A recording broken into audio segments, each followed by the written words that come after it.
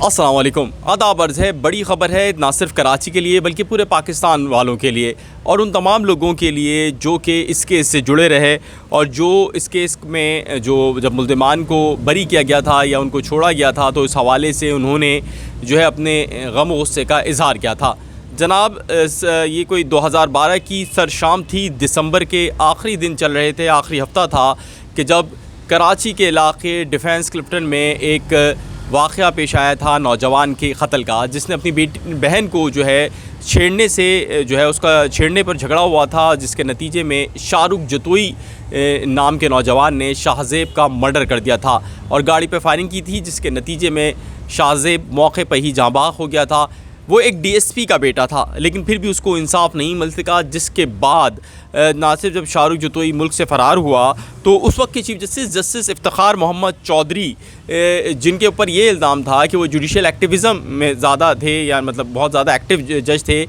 उन्होंने इस बात का अस खुद नोटिस लिया था। जिसके बाद ना सिर्फ मुल्ज़िमान पकड़े गए थे बल्कि वो मुल्ज़िमान भी सामने आ गए थे जिन्होंने कराची एयरपोर्ट से मुल्ज़िम को बाहर फ़रार कराने में मदद ली। आज उस केस के मुल्ज़िम एक बार फिर सुप्रीम कोर्ट से बरी हो गए हैं और जो दलाइल दी हैं लतीफ़ खोसा ने, उसमें उनका ये कहना है कि ये जो मुल्ज़िम है ये वाक़या दहशतगर्दी का नहीं बल्कि क़त्ल का था। मेरे साथ इस वक्त वकास औरंगज़ेब ख़ान भी मौजूद हैं जो कि कोर्ट रिपोर्टर हैं मेरी ही तरह। वकास से हम बात करते हैं क्योंकि ये केस जब पहले एटीसी में चला, इंसदाद दहशतगर्दी की अदालत में चला, उसके बाद ये केस हाई कोर्ट में आया जहाँ से इनको सज़ाएँ उनकी ख़त्म हुई। उसके बाद फिर ये केस गया था सुप्रीम कोर्ट में, जिसने इस हाई कोर्ट के फैसले के बाद इसका नोटिस लिया था। वकास, कैसे देख रहे हैं इस केस को? इस केस में क्या क्या हुआ? शुक्रिया फ़ारूक भाई। मामला ये है कि ये जब वाक़या हुआ उसके बाद दहशतगर्दी की दफ़ात लगी इस पर, जैसे कि आपने बताया कि गिरफ़्तारियाँ हुई, साबिक़ चीफ जस्टिस ने इस मामले पर नोटिस लिया। उसके बाद इंसदार दहशतगर्दी अदालत ने जो दफ़ात लगाई गई थी उसके तहत इनको सज़ाएँ दे दी। शाहरुख जतोई जो कि मरकज़ी मुलज़िम थे, उन समेत एक और मुलज़िम थे मुर्तज़ा, इनको सज़ाए मौत का हुक्म दिया था। बाकी दो मुलज़िमों को अदालत ने उम्र कैद का हुक्म दिया था। जिसके बाद ये तमाम मुलज़िम अपील के लिए सिंध हाई कोर्ट इन्होंने रुजू किया। तो सिंध हाई कोर्ट ने सन 2017 में इस अपील पर, यानी इनकी अपील तो एक तरह से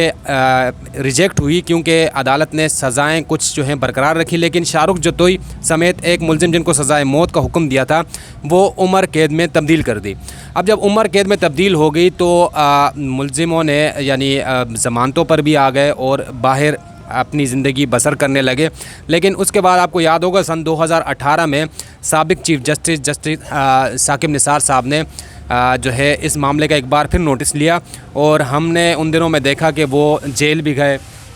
काल कोठरी देखी, वहाँ पर शाहरुख जतोई मौजूद नहीं थे। नोटिस लेते हुए उन्होंने सिंध हाई कोर्ट को दोबारा हुक्म दिया कि इस अपील का जो आपने ऑर्डर दिया है इसको दोबारा असर-ए-नौ देखा जाए, और वो जो सिंध हाई कोर्ट का ऑर्डर था वो कलअदम करार दे दिया सुप्रीम कोर्ट ऑफ पाकिस्तान ने। उसके बाद दोबारा सिंध हाई कोर्ट ने उम्र कैद का हुक्म दिया और वो जो उम्र कैद या जेल में ये लोग मौजूद थे उसके ख़िलाफ़ ये एक बार फिर सुप्रीम कोर्ट ऑफ पाकिस्तान गए और वहाँ पर दरख्वास्त ये की कि क्योंकि हम दियत की रकम दे चुके हैं और उसकी भी जो इतलात हैं तकरीबन 50 करोड़ के लगभग की मालियत का कहा जा रहा है कि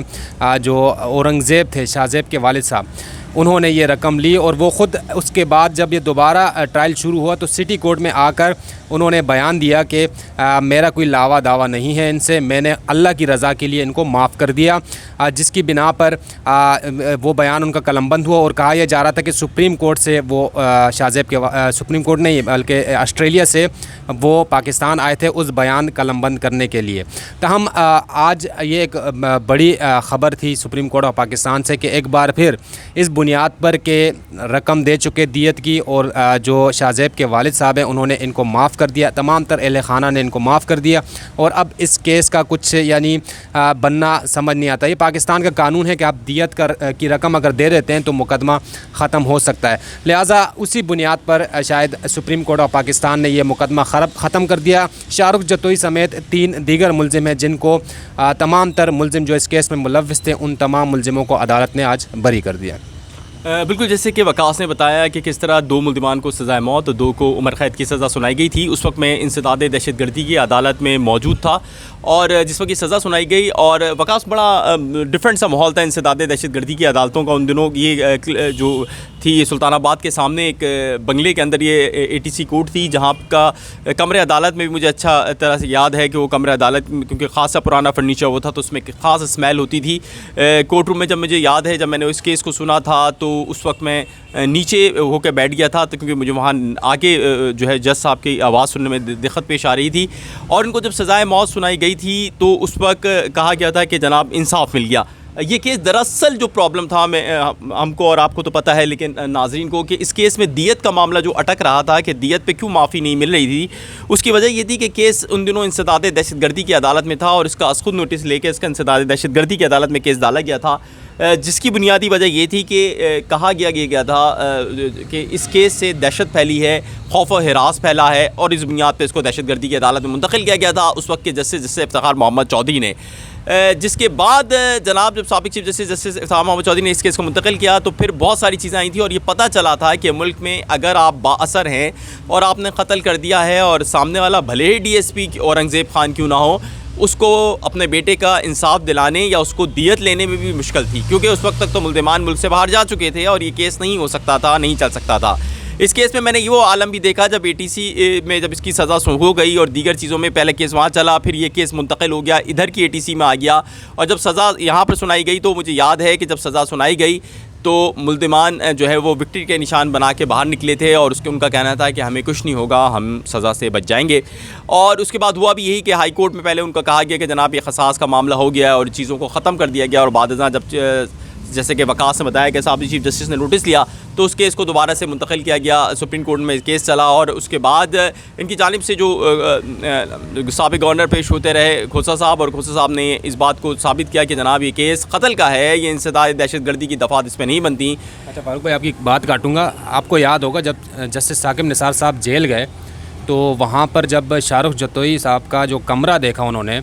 तो उन्होंने वहाँ बरहमी का इजहार किया और कहा कि ये सज़ाए मौत का मुजरिम है, सज़ाए मौत हो चुकी है और इसको इस तरह के कमरे में रखा गया है जहाँ पर बाकायदा, जिस वीडियो में हमने TV भी देखा और अच्छे तरीके से हमने उस पर बड़ी एक स्टोरी की थी, बड़ी ब्रेकिंगें हुई थी सबकी सारे चैनल्स पे, और अदालत ने जस्टिस साकिब निसार ने कहा था कि आप इनको काल कोठड़ी में लेकर जाएं, ये सज़ाए मौत के मुजरिम हैं, इनको सज़ाए मौत का हुक्म हो चुका है। तो ये चीज़ें वक्तन फ़वक्तन सामने आती रही और फिर सिटी कोर्ट में जब वो इनका हलफनामा जमा हो रहा था, सुलहनामा जमा हो रहा था, उस वक्त भी जब वो आते थे बड़े कॉन्फिडेंट तरीके से, शाहरुख जतोई साहब, ये अभी रिसेंटली मैं बात कर रहा हूँ, कॉन्फिडेंटली वो आते थे और बड़े उससे कि भाई हम तो इससे निकल आएंगे। तो वही हुआ आज जिसका ख़दशा था। ठीक है, दियत की रकम वो एक कानून मौजूद है, लेकिन उसके साथ साथ रियासत में जो रियासत का कानून चैलेंज किया गया उसका कोई हिसाब किताब लेने वाला कोई नहीं है। अच्छा जनाब, ये तो जारी बात है, एक जजमेंट आ गई है, उसके ऊपर हम तो मुख्तलिफ समाजी मामला पे भी बात कर रहे हैं, जजमेंट का एहतराम अपनी जगह। आसिम भट्टी हमारे एक दोस्त हैं, क्राइम रिपोर्टर हैं, वकास साहब भी जानते हैं। आसिम भट्टी ने भी एक स्टोरी की थी कि जब साकिब निसार साहब ने उनको बोला कि काल कोठरी में रखा जाए तो उसके बाद वो बीमार हो गए, और उसके बाद ना सिर्फ वो बीमार हो गए बल्कि जिन्ना अस्पताल मुंतकिल हो गए। और आसिम भट्टी जो कि क्राइम रिपोर्टर हैं, उन्होंने ये रिपोर्ट किया था और उसके एविडेंस हम सब ने, बहुत सारे लोगों ने देखे थे कि जनाब वो फिर वहाँ से घर भी चले जाते थे। आसिम भट्टी के मुताबिक उन्होंने इस केस को पूरा रिपोर्ट किया था। सीनियर सहाफ़ी हैं, क्राइम रिपोर्टर हैं आसिम भट्टी, उन्होंने ये रिपोर्ट किया था कि जनाब ये तो यहाँ पर आ गए थे और यहाँ पे फिर जिन्ना अस्पताल में उनको जो लग्जरी सहूलियात थी वो मिली। दरअसल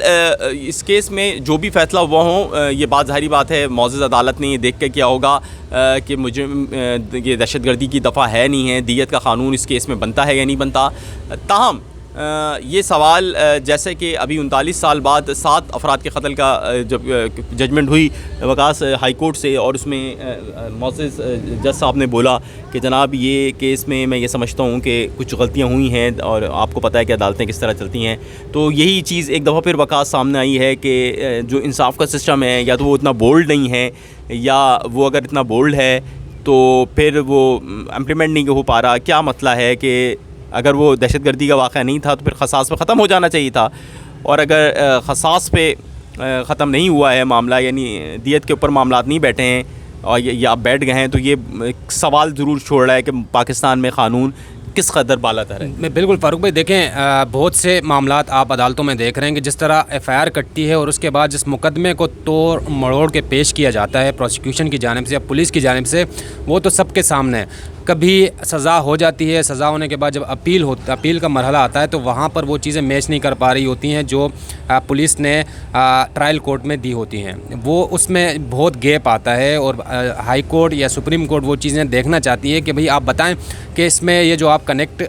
कर रहे हैं कैसा कनेक्शन कैसे बन रहा है, या गवाहों का जो बयान होता है। हमारे पास उज़ैर बलोच की मिसाल है, वो धड़ाधड़ पहले उन पर मुकदमात बने, अब धड़ाधड़ वही मुकदमात जो हैं वो ख़त्म किए जा रहे हैं। बिल्कुल, तो इस तरह बहुत सी मिसालें हमारे पास के, यानी देखना पड़ेगा कि मसला कहाँ पे आ रहा है। या तो पुलिस ठीक तरह से मुकदमे को देख नहीं पा रही है, ठीक तरह से उसके एविडेंस कलेक्ट नहीं कर पा रही है, टेक्नोलॉजी की कमी है,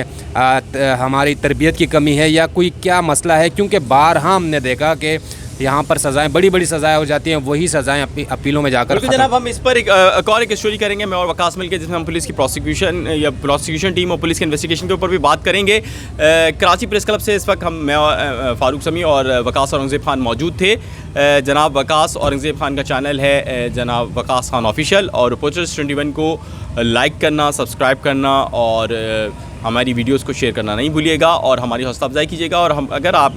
हमारे काम में किसी तरह का बेहतरी चाहते हैं और उसके ऊपर अपना कोई फ़ीडबैक देना चाहते हैं तो वो भी ज़रूर दीजिएगा। आप सबका बहुत शुक्रिया। और बिल आखिर शाहरुख जतोई साहब जो है वो आज़ाद हो गए हैं।